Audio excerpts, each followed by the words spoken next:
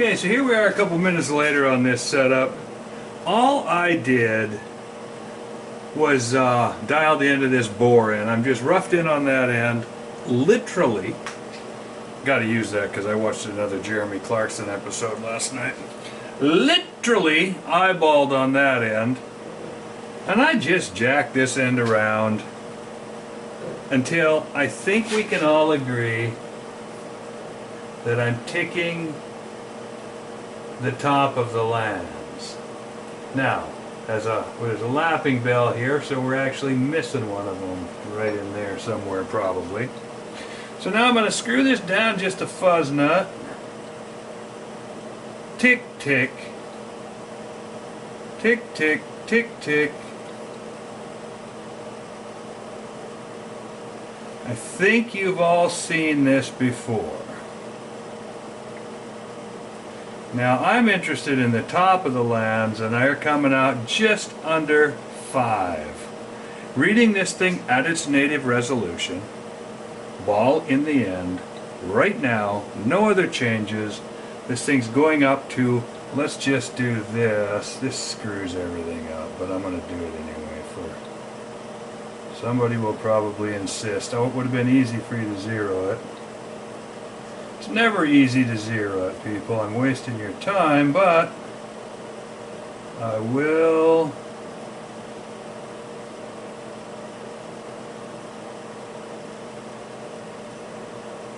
give it a quickie shot and then stop. Yeah, you can use a 0 as your reference if that helps. But all of you that have run one of these for longer than I've been alive are going to be referencing off of something down here. Something you're going to be seeing that we're ticky, ticky, ticking. And we're within, well, again, it's in the lapping bell, so there's not a whole lot. So now what I'm going to do is I'm going to run in the video before I showed you, not that you have to trust it, but the lapping bell is only this long. So I'm going to go ahead and go in that far. I should get more consistent readings. The bottom of the grooves are showing within 1/10 now. What I actually should do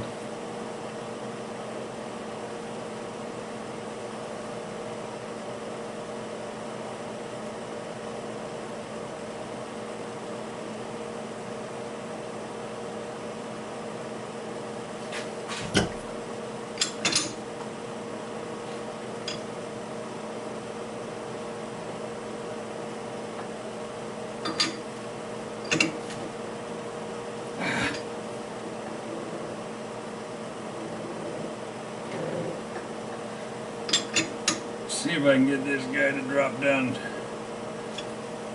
closer to 0.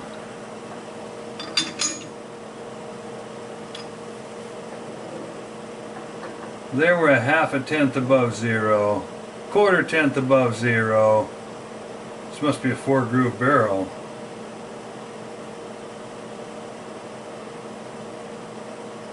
Bart line, barrel, SS6mm. B number 8 light, varmint 14, twist 29, 4 groove.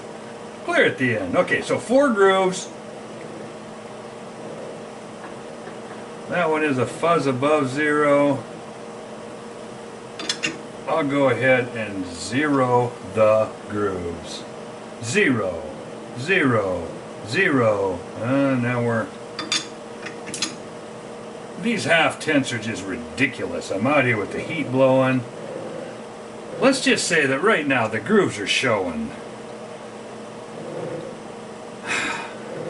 as close as this bad environment in this shop, and it doesn't freaking matter, people. The gross measurements we're going to see when we start straightening this just obliterate all this 1/2 crap, which means nothing. So, top of the lands, top of the lands, top of the lands, top of the lands. I would say bottom and top of the lands on this here Bart line are niggity knock, don't want to hear about it. Perfect. So now, I take this off, get it out of here. Not be do stick I have to find where I assiduously set this on a clean napkin. This is going to go in, it's going to go in, and I think you can all agree as you watch that we're at the same spot. If you don't agree, write me a friggin' letter. Okay. Gently, gently twitch.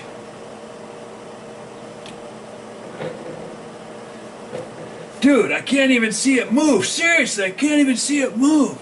Ooh. Okay. See if I can get... The hardest thing about this, and this is kind of odd to me, but the hardest thing about this is getting the light to read. This camera's got phenomenal light adjustments. It does crazy stuff. But that doesn't mean that it stinking reads the dial. I've got light, I've got glare, I've got... Getting the glare off the dial is a real issue. So, I think... Let's go on past. Run this in. Turn the pachyderm around. Well, let me check this again. Manual focus.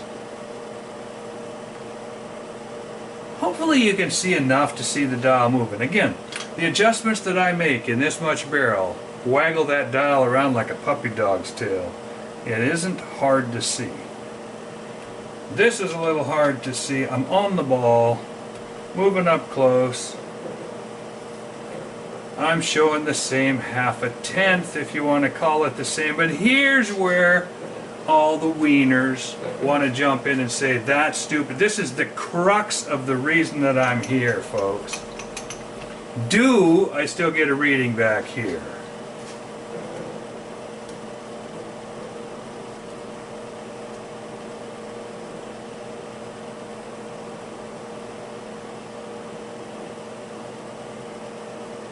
Now, if I choke up, and let me hang a weight on there first like I did last time.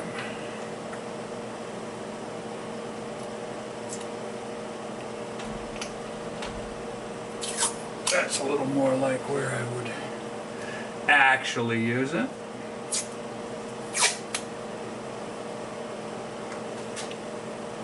This is the weight that I used when I just recently did some stuff I was showing yous. So, let's hang this little guy.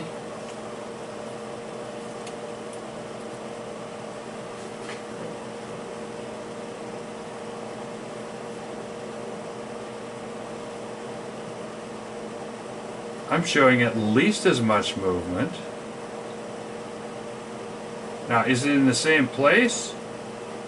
Well, let's track it in. There's down, there's up.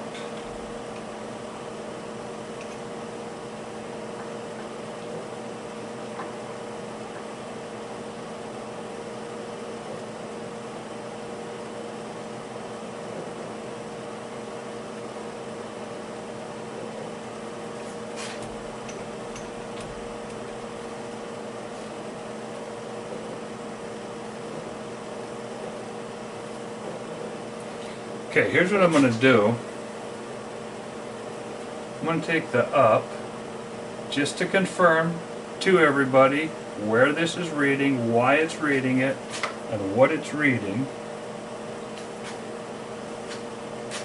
And back this up.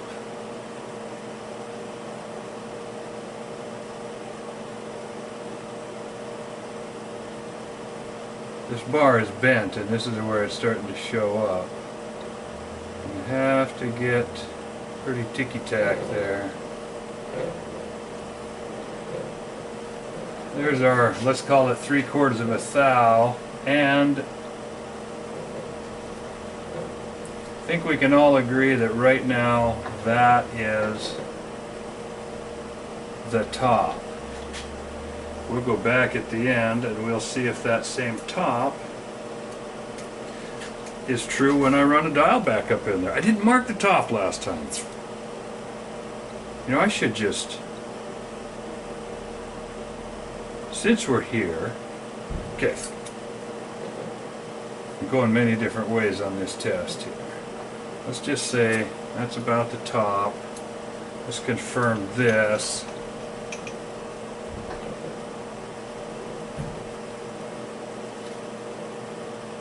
Top, top, top.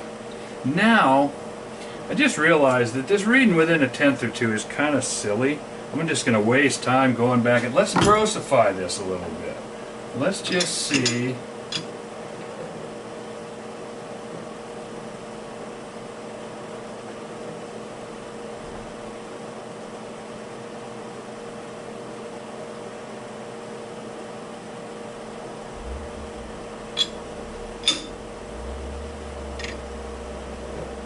Now we're getting something. Now we're getting like a half a thou, 5 10,000ths out there. And it's rather incontrovertible where the top is. 5 10,000ths.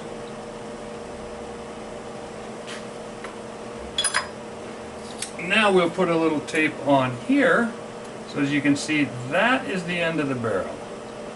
So we know how far in we went, so I didn't fake anything. Now I come up here, missing the tape, and we're reading about the same 5 10,000ths.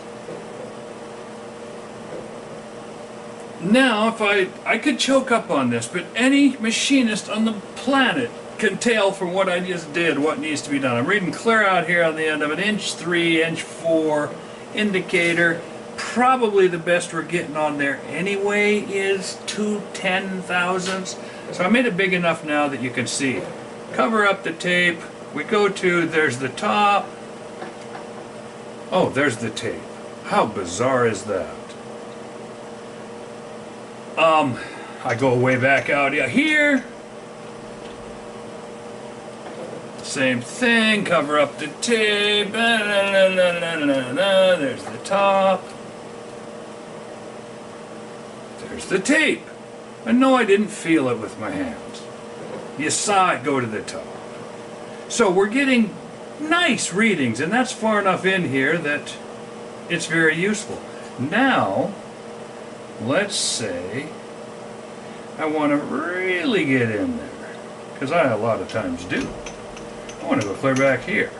Are we still getting something 6, 7 inches up inside the barrel? There's a question. I've never gotten this far.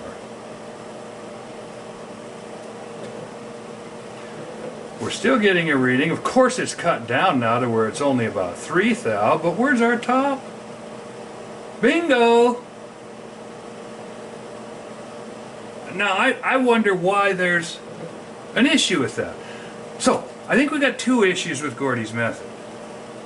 2 completely separate. Using this as an indicator probe extender is like ancient science. My father-in-law had them in his shop that came from the era of this Ferd here. He had extenders and pantographs and lever things that you put in and tightened up so that you could take a reading down in and around a corner somewhere and get some meat. All we're looking for here is movement, my man. Movement. So, we got movement. Back here we got less. I could choke up. And that's the funny thing. When I'm all the way in, I can choke this thing up and I can pretty much get it back. Not that it matters. So now, take this out of here. Take this out of here. And quickly and easily get everything out of here. Run back up here. And run this indicator in.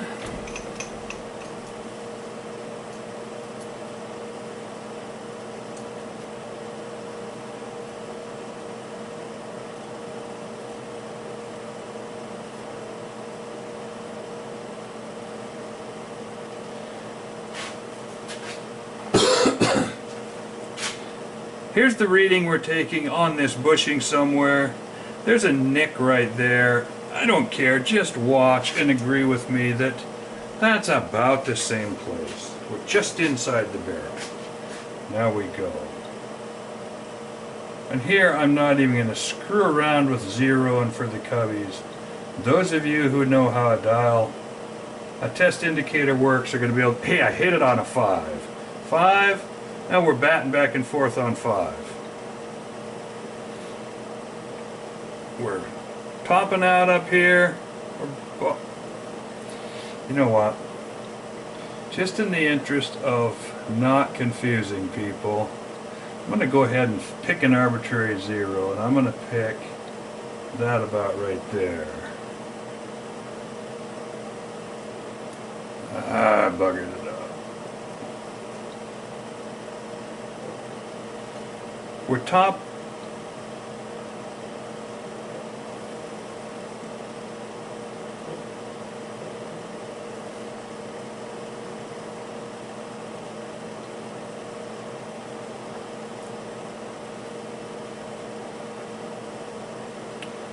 There's the 0.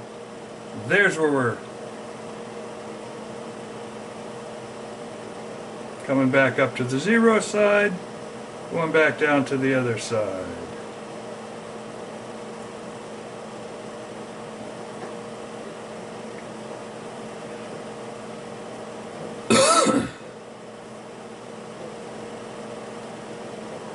I don't like doing this because the lines scrubbing by the end of that indicator aren't perfect.